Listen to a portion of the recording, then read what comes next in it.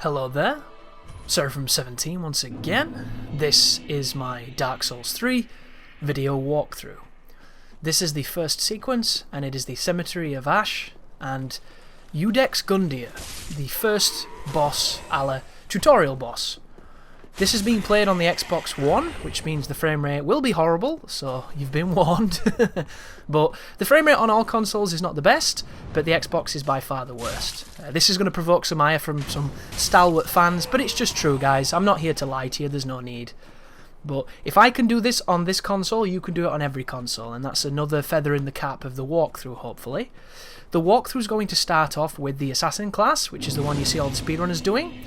I'm doing this because I think that the S-Stock and the Target Shield are a great combination of tools to begin with. This is going to be a no-nonsense walkthrough, where I go through areas quite swiftly.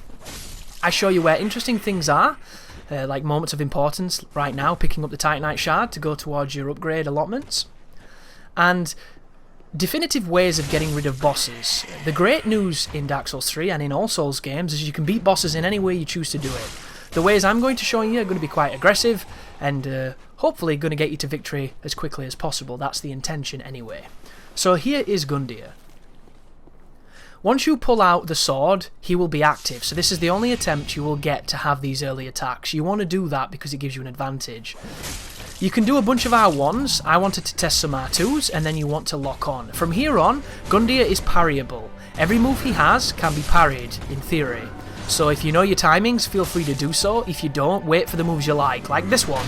It's a great one. Then you go R2. You can do 2 normal R2s, 1 charged R2 into riposte, and it will do massive damage and promote him to transform. At this point, if you'd picked your starting gift, you would have been able to throw firebombs at him if you've chose those, and you would kill him very swiftly. I didn't pick them.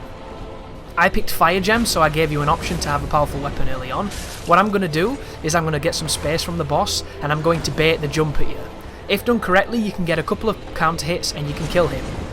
This fight, however, is going to go a little bad towards the end here because I get a little overzealous with my attacks, thinking I can finish, and he hits me multiple times.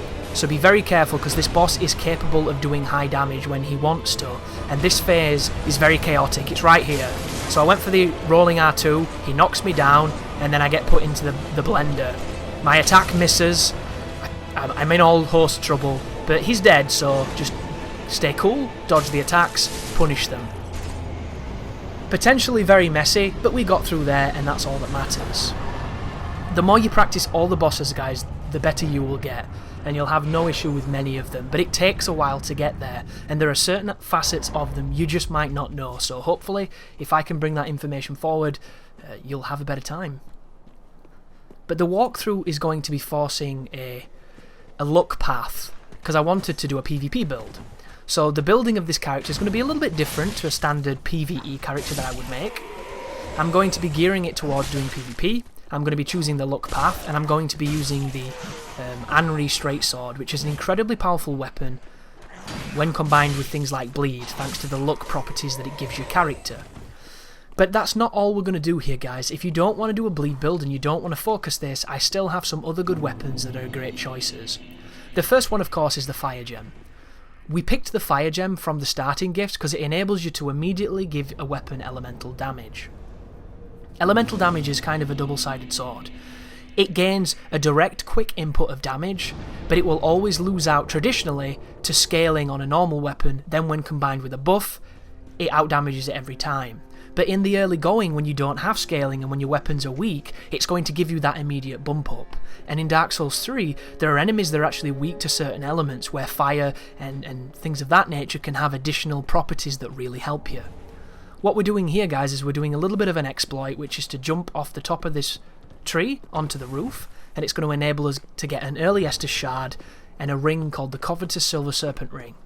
If you do this, it will enable your character to have way more souls early on, and it just means that every single thing you kill is going to give you extra profit, which, if that's not a good idea, I don't know what is, which is why we're doing this. Additionally, once you're up here, you do have access to Pigglypum and Pumperum, or whatever they're called. I don't know the name of the crows. And you can give them some stuff to get some upgrade resources or anything that you're looking into. We're going to come back to those later on, so I'm not going to dwell on them too much. But the rest of this video now, folks, is going to be me going around Firelink and picking up the things that I need. One of them is going to be killing the Katana Man, because I've mentioned I want to give you, the player, some options at the beginning. We've just spoke about the fire gem. You can put the fire gem on any weapon you like, and it will make it good for the first few zones. And depending on how you spec your build, will depend on what you do from then on. Right now I'm going to buy a dagger. You don't have to buy a dagger, you can find one, you can also get them dropped. But I do it just in case I forget or those two things don't happen. You might wonder, well Chris, why are you buying the dagger? Well, not only does the dagger have the most overpowered roll in the game, if you combine that dagger dash with the Karthus ring, you can have crazy dodge efficiency, and you can dodge bosses by spamming buttons, which should never work, but it does. So bear that in mind, folks. But additionally, it lets you move faster in water that inhibits your character. So what we're going to do is we're going to pop that on every time we need to do it. I just popped a few levels. Because this is a PvP build, I'm going to focus on health and stamina at the beginning. Anyone who knows my previous work will know that I generally go immediately into damage. But in this game, early scaling really isn't great. The scaling in this game takes a long time to get going, especially if you're going for something like an int build. It really isn't as great as it could have been, but it adds a measure of diversity from other Souls games that perhaps make you rethink your early build. One of the great additions here, now that the game works in the way it does, is using raw paths. Previously on Dark Souls, using raw was something you hardly ever did, because it just wasn't practical.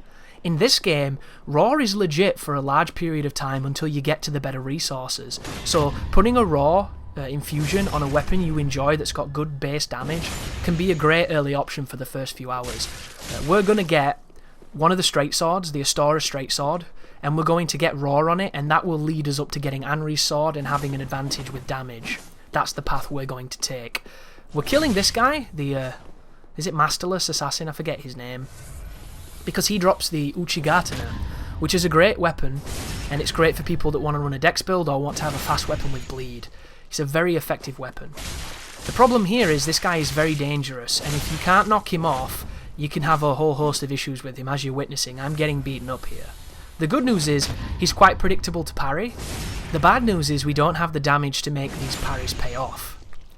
Additionally, we need a couple more souls so that we can infuse our weapon, I think. So that might be why I'm coming over here as well, because he gives you a boatload of souls at the beginning. You may be wondering why I didn't kill the transformed crystal lizards. He gives you a dragon scale when you beat him, I think. I think they all do. I think that's the purpose of them. And I'm not going to be using those to upgrade anything. Of course, if you are, you want to make sure you maximise on that. But at this time, we just need traditional upgrade paths and Twinkling Titanite, and I've got a good idea on where to get some early Twinkling, and you will see it in this video and in this series, if that's what you're going to be doing. And additionally, I'm going to be leveling, not a word guys, but we said it anyway. I'm going to be leaving in when I go into shops, when I go into menus, and when I go into level ups, because one thing I noticed on a lot of the other walkthroughs I made for Souls games is a lot of people wanted to follow what I was doing when I was doing it, so that they could know exactly what was changing and how to build their build like this build. Even though I don't think, you know, it's anything special, it's just a build to get through the game. But I've left that information in so you can follow everything I do verbatim and have the same results. Everything else is going to be a measure of your experience and your ability to play, and hopefully with the strategies that we're going to be sharing, it'll all compound together and you'll have a successful run of the game. But there it was.